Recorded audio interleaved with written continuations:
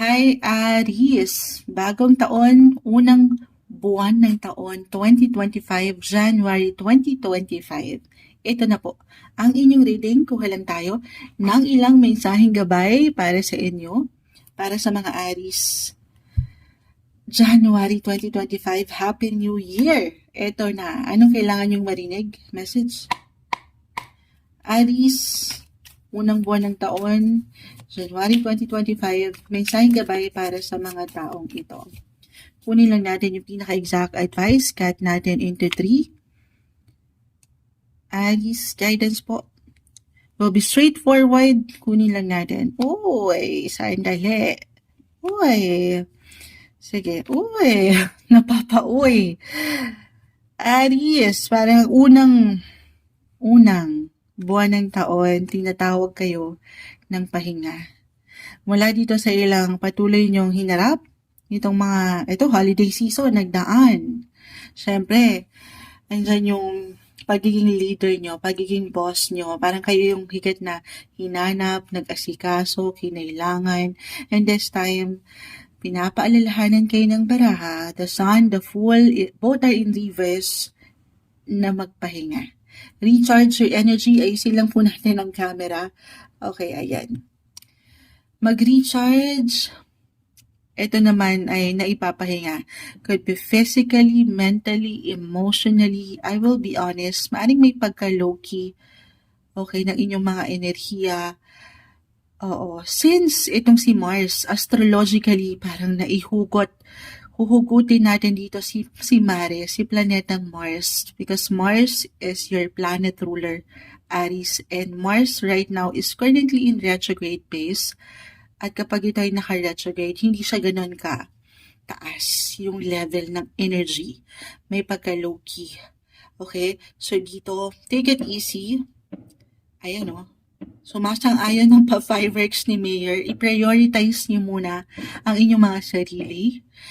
Kung ito mag-apply man, Aries, unang taon, more on self-care, bagong taon, pa-fireworks ni Mayor, self-care, self-love, at kung meron kayong ilang New Year's resolutions, ito na.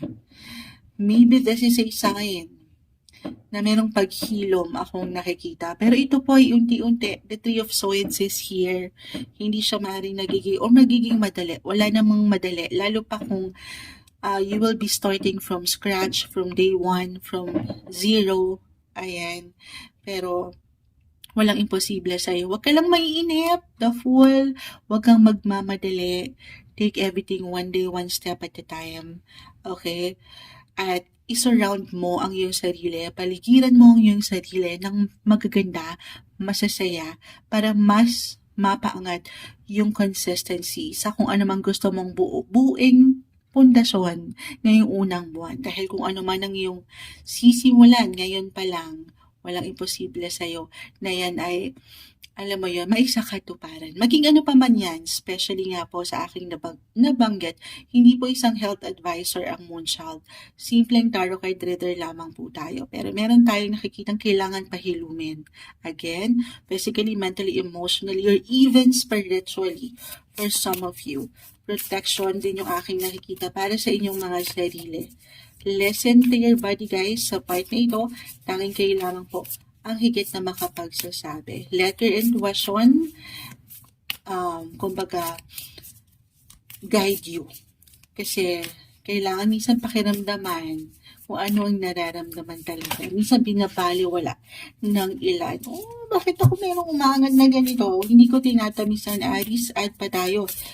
The Three of Swords, kasi this month, maaaring ang ilan ay makaramdam nung pag-init ng ulo or maging mainipan, sabi ko nga, or ito reversal po, pwede itong sa inyo mismo or sa ilang tao sa inyong paligid, or kahit sa simpleng tensyon na very normal sa anumang sektor ng buhay. Minsan, hindi lang talaga magkakasabay.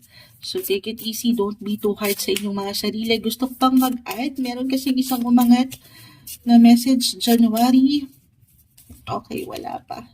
Grieving ang unang bumagsak. So, Three of Swords, guys, medyo, kita mo naman, may tatlong espadang nakatusok sa kanyang puso. So, hindi siya madali. mentally, emotionally, especially.